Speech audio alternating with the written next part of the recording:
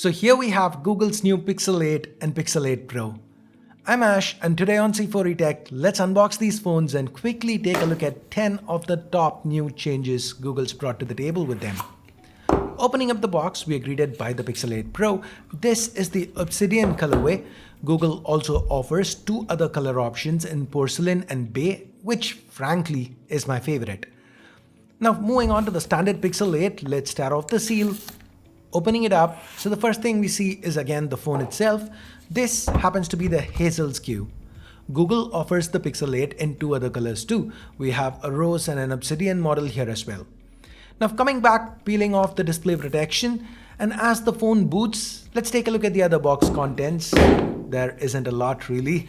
We have a USB Type-A to Type-C adapter followed by a USB Type-C to Type-C cable. And then there are a few leaflets and a SIM ejector tool, no charger, no case with either Pixel.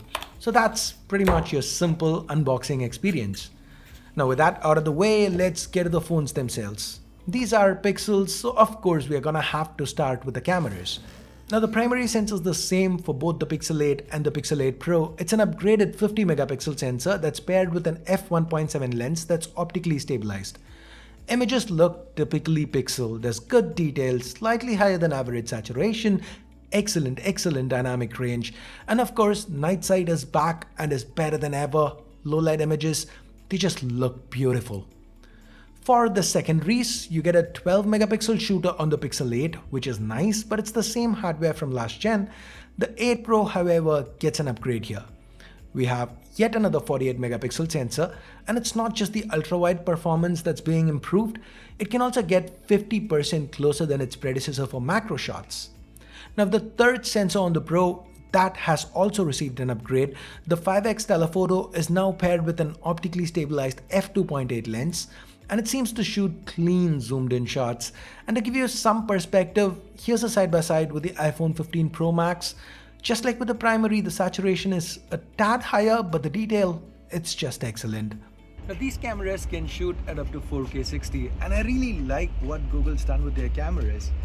That said, that minor EIS jitter and the slight changes to exposure, that still continue to exist with the Pixel 8 and Pixel 8 Pro. That said, that's just a minor nitpick. Overall, the video quality is pretty good. I like it. Plus, when it comes to selfies, you can shoot it up to 4K 60 via that front camera. We now have a new sensor, 10.5 megapixels. It's paired with a f2.2 lens, and it seems to do a pretty darn good job. Skin tones seem fine. The portrait mode shots, as expected from a Pixel, they turned out excellent too.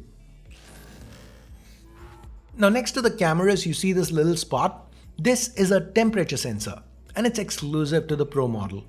With this, Google says you can check the temperature of various objects for now, because checking human temps is something they're expected to add once they've gotten FDA approval. Okay, it's not actually called Face ID, but now with the Pixel 8 and the 8 Pro, Google's Face Unlock meets the requirements for the highest Android biometric class. What that means for you is that you can now use it for things like banking applications. Now, if you notice, both the Pixel 8 and the 8 Pro only have regular hole punches for the selfie camera. Typically, to have secure Face Unlock, you'd need something like this, a wider cutout. So how's Google managed to fit in all that extra hardware here? The answer to that is they haven't managed to fit in any extra hardware. The combination of the new Tensor G3 SoC, the Titan M2 security chip, and a mix of AI and machine learning has let Google accomplish this. And it is as fast as regular Face Unlock. Now, is it going to be as secure as hardware-based Face Unlock? Well, I'm sure we're going to be seeing a slew of tests once end consumers start getting their hands on these phones. So I'll have more to say in my full review, but this focus on machine learning and AI, that's a huge part of the Pixel experience this year. And that is our number 7. Now, back in 2021, Google debuted the Magic Eraser with the Pixel 6. What Magic Eraser did was let us remove people and objects from the background of images we've shot.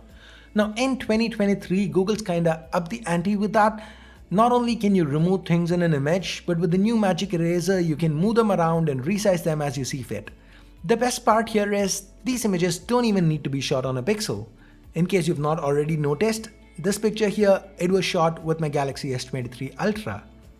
You know how it's always a pain to get the perfect group shot? You have so many people in a picture, it's always difficult.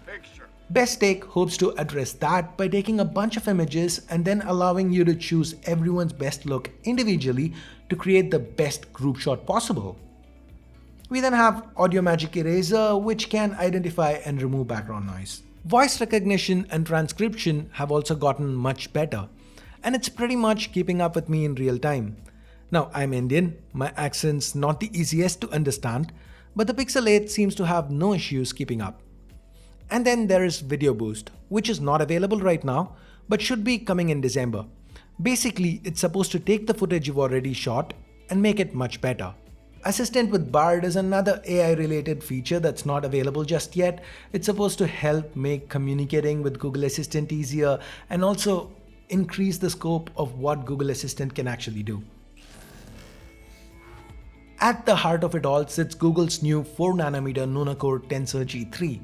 Now this chip is paired with 8 gigs of RAM and 128 or 256 gigs of storage on the Pixel 8, 12 gigs of RAM and 128, 256, 512 or even a terabyte of storage on the Pixel 8 Pro. This is not a combination that's gonna blow the upcoming 8 Gen 3 away. To be fair, if you're just talking synthetic numbers, the Tensor G3 is outdone by the 8 Gen 2 and even last year's 8 Plus Gen 1. But synthetic scores have never been something Google's targeted. It's not something they've ever been good at. It's always been about the experience, and that seems to be excellent on the Pixel 8 and 8 Pro. These phones are running on Android 14 the way Google intended it to be. The phones are pretty snappy and responsive. The user experience, it felt very fluid. I particularly found the haptics to be quite tight. The big news here is the fact that Google's promising 7 freaking years of updates. Updates, not security patches. So assuming current naming sticks around, the Pixel 8 and 8 Pro are expected to receive the Android 21 update in 2030. Which, if you think about it, is frankly nuts. And Google's Android version updates usually roll out at about the same time for most phones, at least much faster than with other brands. So this, in my humble opinion, is a huge selling point for the Pixels going forwards.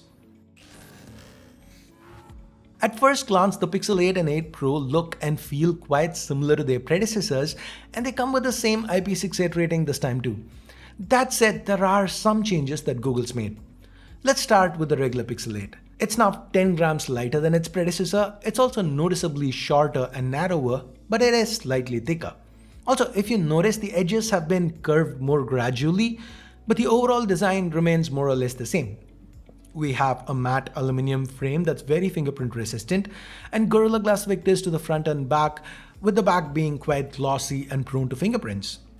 With the Pixel 8 Pro though, it's kind of the reverse of that. We have Gorilla Glass Victus 2 protecting the front and back, but to the back, Google's gone for a matte finish. Now this helps keep fingerprints away, but the aluminum frame on the 8 Pro, that ends up being glossy and picks up fingerprints very easily. And again, unlike with the Pixel 8, the 8 Pro remains closer to its predecessor in terms of overall footprint. Even the weight is almost unchanged. Both phones have gotten a slight boost in battery capacities and charging speeds, though the actual charging times remain the same. Just like with the Pixel 7 series, Google still advertises the same 0 to 50 in 30 minutes. Not bad, not great. Also, we continue to get wireless and reverse wireless charging on both phones. Google's got a fancy name for their OLED panels. They're calling it Actua and Super Actua on the Pixel 8 and Pixel 8 Pro respectively. On the Pixel 8, we get a slightly smaller 6.2-inch panel compared to the 6.3-inch one we got on the 7. That said, this is a better panel in every way. It's got a 120Hz refresh, finally, and it can now hit a higher brightness peak of 2000 nits. The 8 Pro, on the other hand, actually slightly drops resolution, but this one's got the latest LTPO tech and can vary refresh between 1 and 120 Hz as needed. And as we saw, it's covered by the newer Corning Gorilla Glass Victus 2, and it also gets an even higher brightness peak of 2400 nits. And finally, with that, we get to the price. And globally, Google, given everything they've included, the promised 7-year updates and all that, They've hiked prices by about 10 to 15%, $100 on both the 8 and the 8 Pro. While it is a little sad to see a Pro phone that starts with a 128 gig base in 2023, the prices are okay. In India though, the situation feels absolutely bonkers, where the 7 and 7 Pro launched at 60 and 85,000 rupees respectively. The 8 and 8 Pro have been priced at 76,000 and 1,07,000 rupees respectively. I mean, what the f happened here? A 10 to 15% hike globally, but a 26% hike for India? I don't understand this. If you can, please let me know how this works in the comments below. Anyway, that's it for the 8 and 8 Pro. Thanks for watching and have a nice day.